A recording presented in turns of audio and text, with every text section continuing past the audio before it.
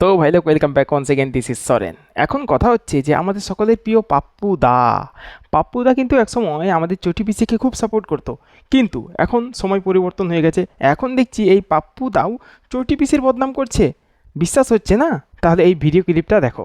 TMC का काम बंगाल में बेरोजगारी बढ़ाने का है। 24 घंटा आपकी सारी इंडस्ट्री खत्म कर दी, सारे बिजनेस बंद कर दिए और सिंडिकेट से स्टेट को चलाते हैं। যাক, এতদিন পর আমাদের পাপ্পুদা সত্যি কথাটা বলেই ফেললো। আহারে, কি দরকার ছিল পাপ্পু বাবু এত অপ্রিয় সত্য কথা বলার? হাওয়াই চটির ভক্তরা যে খুব মনে কষ্ট পাবে, কারণ ওদের ধারণা রাজ্যে খুব উন্নয়ন হচ্ছে। চা শিল্প, বিস্কুট শিল্প, ঘুগনি শিল্প, আরও কত রকম শিল্প গড়ে উঠছে। আর তাছাড়া লক্ষ্মীর ভাণ্ডার, বেকার ভাতা, সব রকম প্রকল্প চালু রয়েছে। আরেকটা বিষয় কি, রাজ্যে এখন কেউ বেকার নেই। যারা বেকার তারাও কিন্তু মাস গেলে 1500 টাকা করে পাচ্ছে। এত কিছু চটিপিসি সরকার করছে, তারপরে তুমি বলছো যে টিএমসির কাজ হলো রাজ্যে বেকারত্ব বাড়ানো। আহা, এত অপ্রিয় সত্য কথা বললে ওদের গায়ে যে খুব জ্বালা ধরবে গো। একেই বলে হাতি পাঁকে পড়লে ব্যাঙেও লাথি মারে। মানে রাহুল গান্ধীও বুঝে গেছে যে টিএমসির এবার বিদায় নেবার পালা, এরা আর থাকবে না। তাই বিদায় নেবার আগে 2-4টে কিল চড় লাথ ঘুষি মেরে নিজের শখ মিটিয়ে নিচ্ছে।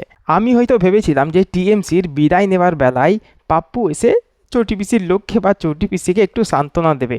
ও বাবা, এ তো দেখছি সুযোগের সদ্ব্যবহার করছে পাপ্পুদা। মানে পাপ্পুদাও জেনে গেছে যে টিএমসিকে সাপোর্ট করে আর কোনো লাভ নেই, এদের বিদায়ের ঘন্টা বেজে গেছে। কারণ দুর্নীতি করে বারবার ভোটে জেতা যায় না। নিঃসন্দেহে তুই ঠিক কথা বলেছিস। अगर कोई काम करवाना हो तो टीएमसी के गुंडों से करवा लो। टीएमसी के लोगों को आप जानते हो, आपका काम हो जाएगा। अगर नहीं जानते हो, अगर आप बंगाल की आम जनता हो, तो आपका काम बंगाल में नहीं होने वाला है। উফ, বাপরে বাপ, সলিড দিচ্ছে, একেবারে খাঁটি কথা। আর এত খাঁটি কথা বললে তো চটি পিসির দলের লোকেদের খুব জ্বলবে মনে হচ্ছে। তবে কথা সত্য, যত রাজ্যের চোর, ডাকাত, গুন্ডা, মাস্তান সব ওই চটি পিসির দলেই।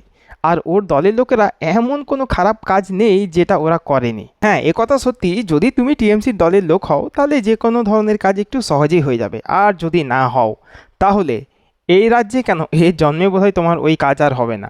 ঠিক বলেছো। চটি পিসির ভক্তদের কাছে আমার একটা প্রশ্নটা হচ্ছে, এই যে আপনারা বলেন চটি পিসি বেকার ভাতা দিচ্ছে, লক্ষ্মীর ভাণ্ডার দিচ্ছে, কন্যাশ্রী দিচ্ছে, এই যে এত কিছু দিচ্ছে, যদিও এগুলো উনি ওনার নিজের পকেট থেকে দিচ্ছেন না, এগুলো সবই সরকারি টাকা। এখন প্রশ্ন হচ্ছে, উনি ওনার নিজের পকেট থেকে দিচ্ছেন না, কিন্তু পাবলিকের যেই টাকাগুলো উনি মেরে দিয়েছেন সেই টাকাগুলো তো পাবলিক তারা নিজের পকেট থেকে দিয়েছিল। ভাবছেন কোন টাকার কথা বলছি? তাহলে ভিডিও ক্লিপটা দেখুন। शारदा चिट फंड सुना नाम? 17 लाख इन्वेस्टर्स को लूटा, 1900 करोड़ रुपए आज तक नहीं मिले उनको।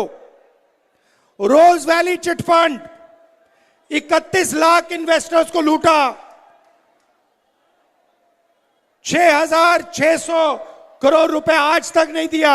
কি হাওয়াই চটির ভক্তরা, কিছু মনে পড়ছে? দেখো ভাই লোক, একটা পরিষ্কার কথা বলি, উনি সাধারণ মানুষকে যত দিয়েছেন তার শতগুণ কিন্তু সাধারণ মানুষের লুটেছেন। দেখো ভাই লোক, লক্ষ্মীর ভাণ্ডার আর বেকার ভাতা এগুলো কিন্তু এক ধরনের টোপ। এই বিষয়টা কিছু মানুষ বুঝতে পারলেও কিছু মানুষ বুঝতে পারছে না। তবে অবশ্য বোঝার জন্যও তো একটু ব্রেন দরকার। ব্রেন তো আর সবার মধ্যেও নেই। সারা জীবন যদি চটি চেটে বেড়াও তাহলে ব্রেন কি আর থাকে? দেখো ভাই লোক, রাহুল গান্ধী যে কথাগুলো বলছে এই কথাগুলো শুনে মোটামুটি মনটা খুশিতেই ভরে উঠছে, কিন্তু এখন যে কথাটা তোমরা শুনবে এটা শুনে আরো বেশি খুশি হবে। भाई और बहनों, एक बात मत भूलिए,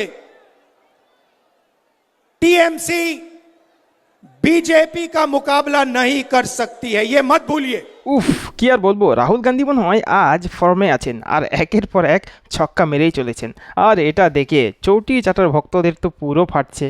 রাহুল গান্ধীও জেনে গেছে যে টিএমসি এবার বিজেপির সাথে মোকাবিলা করতে আর পারবে না, কিন্তু চটির ভক্তরা এখনো এই ব্যাপারটা বুঝতেই পারছে না। ওই যে বললাম, বোঝার জন্য যে ব্রেনের দরকার সেই ব্রেনটা তো ওদের মাথাতেই নেই। তো ভাই লোক, রাহুল গান্ধী তো বলেই দিল যে টিএমসি বিজেপিকে হারাতে পারবে না। আপনার কি মনে হয়, এবার কি সত্যি বিজেপি আসবে এ রাজ্যে?